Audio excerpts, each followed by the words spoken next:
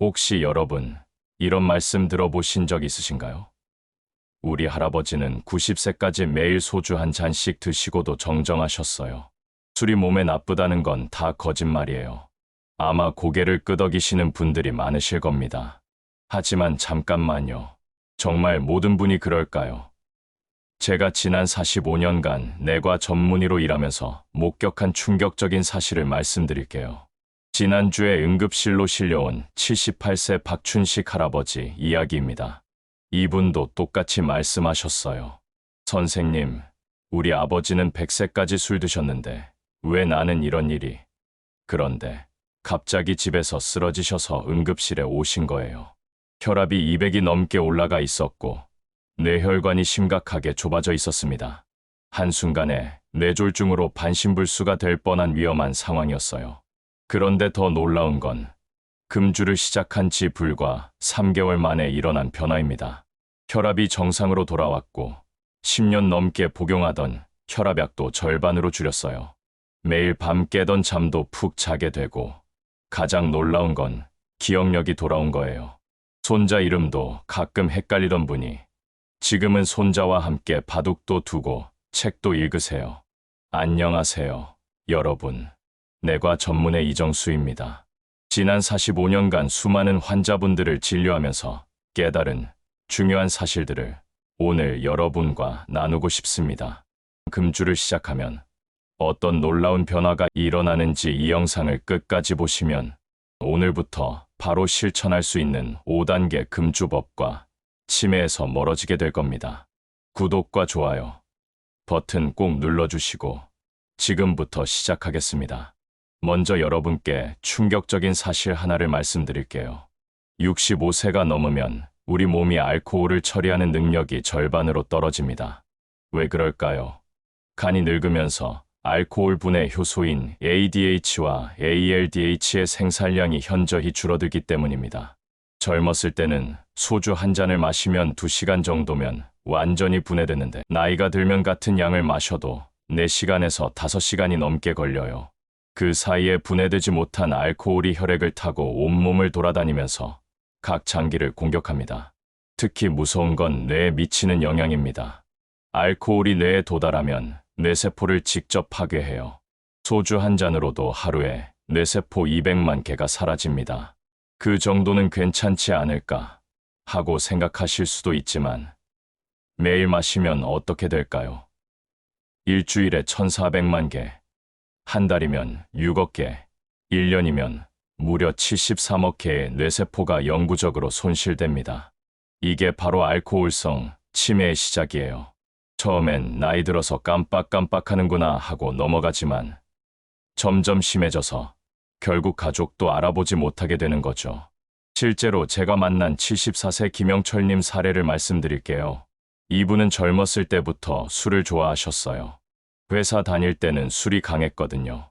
소주 한 병 정도는 거뜬했죠. 그런데 은퇴 후에도 계속 같은 양을 드셨어요. 내가 언제부터 이렇게 약해졌지 하시면서도 술량을 줄이지 않으셨죠. 처음엔 가끔 넘어지는 정도였는데 점점 심해졌어요. 길을 잃어버리기 시작하고 며느리 얼굴도 헷갈리고 밤에 술을 찾아서 집 안을 헤매곤 하셨어요. 가족들이 병원에 모시고 오셨을 때는 이미 중등도 치매 상태였습니다. 그런데 다행히 완전 금주를 시작한 후 6개월이 지나자 상당한 호전을 보이셨어요.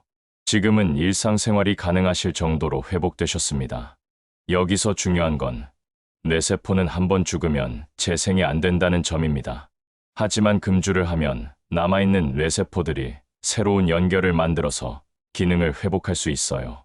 의학적으로는 뇌가소성이라고 부르는데 나이가 들어도 이런 회복이 가능합니다. 그럼 이제 술의 종류별로 어떤 위험이 있는지 자세히 살펴볼까요? 많은 분들이 소주보다는 맥주가 낫겠지 하고 생각하시는데 이것도 큰 착각입니다. 맥주에는 퓨린이라는 성분이 소주보다 10배나 많이 들어있어요. 이 퓨린이 몸속에서 요산으로 바뀌면서 관절에 쌓여 통풍을 일으킵니다. 72세 김철수 할아버지는 소주 대신 맥주로 바꾸셨어요. 맥주는 도수가 낮으니까 괜찮겠지 하시면서 매일 캔 맥주 23개씩 드셨죠. 그런데 어느 날부터 발가락이 바늘로 찌르는 것처럼 아프기 시작했어요. 처음엔 나이 들어서 그런가 보다 하셨는데 점점 심해져서 걷기도 힘들어지셨어요. 병원에 오셔서 검사해보니 요산 수치가 정상의 3배나 높았고 신장 기능도 30%까지 떨어져 있었습니다. 신장이 요산을 제대로 걸러내지 못해서 몸 전체에 독소가 쌓인 상태였어요. 지금은 완전 금주하시고 신장 투석을 받고 계십니다. 그럼 전통주인 막걸리는 어떨까요? 막걸리도 마찬가지로 위험합니다. 막걸리 한 잔에는 각설탕 5개에서 6개에 해당하는 당분이 들어있어요. 당뇨가 있으신 분들에게는 정말 위험하죠. 게다가 발효 과정에서 생기는 아세트알데히드라는 독성 물질이 간을 직접 공격합니다. 70세 박정숙 할머니는 막걸리를 건강음료라고 생각하셨어요. 유산균도 들어있고 전통주니까 몸에 좋겠지 하시면서 매일 저녁 막걸리 한 사발씩 드셨어요. 그런데 혈당이 계속 올라가더니 결국 당뇨 합병증으로 망막출혈까지 생기셨어요. 한쪽 눈의 시력을 거의 잃을 뻔했습니다. 이제 정말 무서운 이야기를 해드릴게요. 바로 증류식 소주의 위험성입니다. 요즘 프리미엄이라고 해서 증류식 소주를 찾는 분들이 많은데 이게 가장 위험할 수 있어요. 증류 과정에서 메탄올이 생기거든요. 메탄올은 에탄올과 비슷하게 생겼지만 완전히 다른 독성 물질입니다. 특히 시신경을 직접 공격해서 실명을 일으킬 수 있어요. 젊을 때는 간에서 메탄올을 어느 정도 해독할 수 있지만 나이가 들면 그 능력이 현저히 떨어집니다. 76세 정미자 할머니는 자식들이 선물로 가져온 고급 증류식 소주를 드셨어요. 비싸고 좋은 술이니까 몸에 해롭지 않겠지 하시면서 반병 정도 드셨는데 다음 날 갑자기 앞이 안 보이기 시작하신 거예요. 응급실에 오셨을 때는 한쪽 눈이 거의 실명 직전까지 갔었습니다. 메탄올 중독으로 시신경이 손상된 거였어요. 다행히 빠른 치료로 시력을 회복하셨지만 만약 하루만 늦었다면 영구 실명이었을 겁니다. 양주는 어떨까요? 위스키, 브랜디 같은 양주는 도수가 40도가 넘어요. 이런 고도수 알코올은 식도와 위벽을 직접 태웁니다. 마치 소독용 알코올을 마시는 것과 같아요. 식도염, 위궤양은 기본이고 심하면 식도암까지 유발할 수 있습니다. 하지만 여러분, 여기서 가장 위험한 건 따로 있습니다. 바로 혼자 마시는 술, 혼술이에요. 혼자 마시면 음주량 조절이 전혀 안 됩니다. 옆에서 이제 그만 드세요 하고 말려줄 사람이 없거든요. 게다가 응급 상황이 생겼을 때 발견이 늦어져요. 특히 혼자 사시는 분들은 더욱 위험합니다. 72세 김태호 할아버지는 부인을 먼저 보내고 혼자 사셨어요. 외로움을 달래려고 매일 저녁 TV 보며 소주를 드시게 됐죠. 처음엔 한 잔이었는데 점점 늘어나서 나중엔 반병, 한 병까지 드시게 됐어요. 그러던 어느 날 이웃집에서 3일 동안 인기척이 없다고 신고가 들어왔어요. 집에 가보니 거실에서 쓰러져 계셨는데 다행히 의식은 있었지만 심장에 심각한 부정맥이 생겨 있었습니다. 알코올이 심장의 전기 신호를 방해해서 심장이 제대로 뛰지 못하는 상태였어요. 조금만 늦었다면 정말 위험한 상황이었습니다. 혼술의 또 다른 위험은 우울증과의 악순환입니다. 외로워서 술을 마시는데 술이 뇌의 세로토닌을 고갈시켜서 더 우울해져요. 그러면 또 술을 찾게 되고 악순환이 반복되는 거죠. 이제 여성분들께 특별히 주의해야 할 내용을 말씀드릴게요. 여성은 같은 양의 술을 마셔도 남성보다 2배 더 위험합니다. 왜 그럴까요? 첫 번째는 체구의 차이예요. 일반적으로 여성이 남성보다 체중이 적고 체지방 비율이 높아요. 알코올은 지방에 잘 녹지 않기 때문에 혈중 알코올 농도가 더 높아집니다. 두 번째는 호르몬의 영향입니다. 폐경 이후에는 에스트로겐이 급격히 감소하는데 이 에스트로겐이 간을 보호하는 역할을 했거든요. 그래서 폐경 후 여성은 알코올성 간염 발병률이 남성의 3배나 높아요. 세 번째는 알코올 분해 효소의 차이입니다. 여성은 남성보다 ADH 효소가 적어서 알코올 분해 속도가 느려요. 같은 양을 마셔도 더 오래 취해 있게 되죠. 75세 최영숙 할머니는 매일 막걸리 한 컵씩 드셨어요. 이 정도는 괜찮겠지. 남편도 소주 한 병씩 마시는데 나는 이것밖에 안 마셔 하시면서요. 그런데 점점 깜빡깜빡 하시더니 결국 알코올성 치매 진단을 받으셨어요. 남편분이 진작 말렸어야 했는데 하시며 후회하시는 모습이 정말 안타까웠습니다. 지금은 남편분이 간병을 하고 계시는데 하루하루가 힘겨우신 상황이에요. 여성의 알코올성 치매는 남성보다 진행 속도가 빠르고 회복도 어려워요. 특히 기억을 담당하는 해마 부위가 더 쉽게 손상되거든요. 또 다른 심각한 문제는 골다공증과의 연관성입니다. 알코올은 칼슘 흡수를 방해하고 뼈를 만드는 조골세포의 활동을 억제해요. 이미 폐경으로 뼈가 약해진 상태에서 음주까지 하면 골절 위험이 급격히 높아집니다. 73세 김미경 할머니는 와인이 몸에 좋다고 해서 매일 저녁 와인 한 잔씩 드셨어요. 그런데 계단에서 살짝 넘어지셨는데 대퇴골이 완전히 부러졌어요. 젊은 사람이라면 멍 정도로 끝날 사고였는데 뼈가 너무 약해져서 큰 부상을 당하신 거죠. 자, 그럼 이제 희망적인 이야기를 해드릴게요. 금주를 시작하면 우리 몸에 어떤 놀라운 변화가 일어날까요? 금주 후 첫 24시간 동안 이미 변화가 시작됩니다. 혈당이 안정되고 탈수 상태가 해소되면서 두통이 사라져요. 무엇보다 깊은 잠을 잘 수 있게 됩니다. 술을 마셔야 잠이 온다고 생각하시는 분들이 많은데 이건 완전한 착각이에요. 알코올은 처음에는 진정 효과가 있어서 잠이 오는 것 같지만 실제로는 깊은 잠을 방해합니다. REM 수면이라고 하는 깊은 잠을 억제해서 자주 깨게 만들어요. 금주 일주일이면 수면의 질이 확실히 달라집니다. 밤에 자주 깨던 분들도 푹 잘 수 있게 되고 아침에 일어날 때 개운함을 느끼실 거예요. 79세 이순자 할머니는 20년 넘게 매일 소주 한 잔씩 드셨어요. 이걸 마셔야 잠이 와요라고 하시면서요. 그런데 금주를 시작한 첫 주는 정말 힘들어 하셨어요. 잠이 안 와서 뒤척이시고 불안해하시고요. 하지만 2주가 지나자 변화가 시작됐어요. 밤에 한 번도 안 깨고 7시간씩 푹 주무시게 됐어요.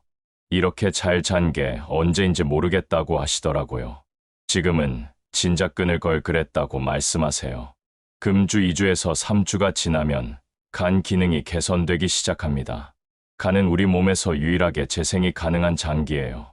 알코올로 손상된 간세포들이 새로운 세포로 교체되면서 간 기능이 회복됩니다.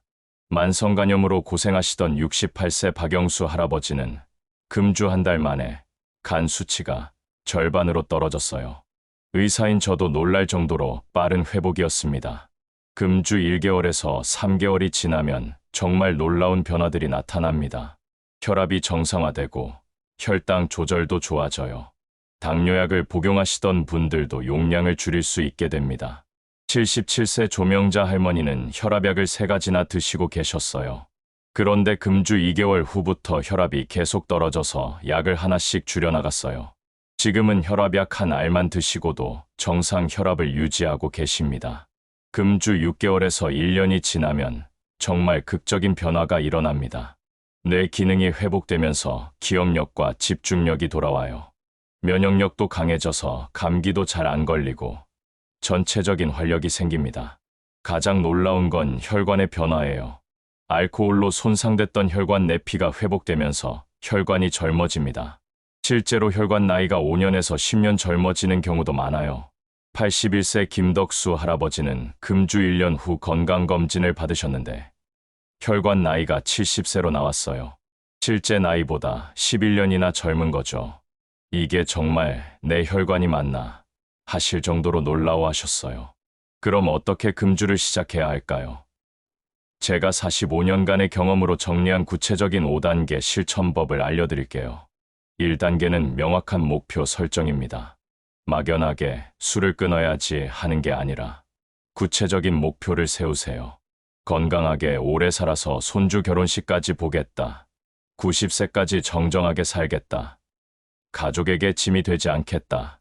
같은 구체적인 목표 말이에요. 목표를 적어서 잘 보이는 곳에 붙여두세요. 술을 마시고 싶은 마음이 들 때마다 그 목표를 다시 읽어보시면 의지가 강해집니다. 2단계는 대체제 준비입니다. 술 대신 마실 수 있는 음료를 미리 준비해 두세요. 탄산수에 레몬을 넣거나 따뜻한 차 또는 좋아하는 음료수를 냉장고에 준비해 두는 거예요. 특히 평소에 술 마시던 시간에 마실 수 있는 걸 준비하는 게 중요해요. 습관적으로 냉장고를 열었을 때 술 대신 다른 음료를 볼 수 있게 하는 거죠. 76세 정동철 할아버지는 매일 저녁 7시에 소주를 드시는 습관이 있으셨어요. 금주를 시작하면서 그 시간에 따뜻한 녹차를 우려서 드시기 시작했어요. 처음엔 어색했지만 한 달쯤 지나니까 자연스럽게 녹차를 찾게 되시더라고요. 3단계는 시간 재구성입니다. 술 마시던 시간을 다른 의미 있는 활동으로 채우세요. 산책을 하거나 책을 읽거나 가족과 대화하는 시간으로 만드는 거예요. 특히 운동은 정말 좋습니다. 가벼운 산책이라도 하면 엔돌핀이 분비되면서 기분이 좋아져요. 술로 어떤 일시적인 기분 전환을 건강한 방법으로 대체하는 거죠. 74세 김순옥 할머니는 매일 저녁 막걸리 마시던 시간에 동네 한 바퀴 걷기 시작하셨어요. 처음엔 10분도 힘들어 하셨는데 지금은 1시간씩 걸으세요. 덕분에 체중도 줄고 혈압도 좋아졌어요. 4단계는 가족의 지원 받기입니다. 혼자서는 어렵지만 가족이 함께 도와주면 훨씬 쉬워집니다. 가족들에게 금주 결심을 알리고 도움을 요청하세요.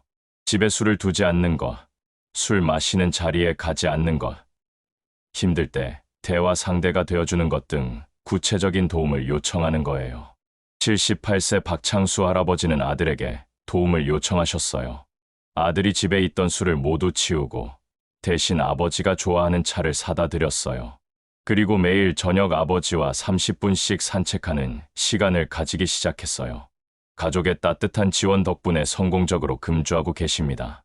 5단계는 작은 성공 축하하기입니다. 하루, 일주일, 한 달 금주할 때마다 자신을 칭찬해 주세요. 작은 선물을 하거나 좋아하는 음식을 먹거나 가족과 함께 축하하는 시간을 가지세요. 금주는 단거리 경주가 아니라 마라톤이에요. 작은 성공들을 쌓아가면서 자신감을 키워나가는 게 중요합니다. 72세 이영애 할머니는 금주 일주일째 되던 날 평소 사고 싶어 하던 예쁜 찻잔을 사셨어요. 내가 일주일이나 술을 안 마셨으니까 이 정도 선물은 받을 자격이 있어라고 하시면서요. 그 찻잔으로 매일 차를 마시면서 금주 의지를 다지고 계세요.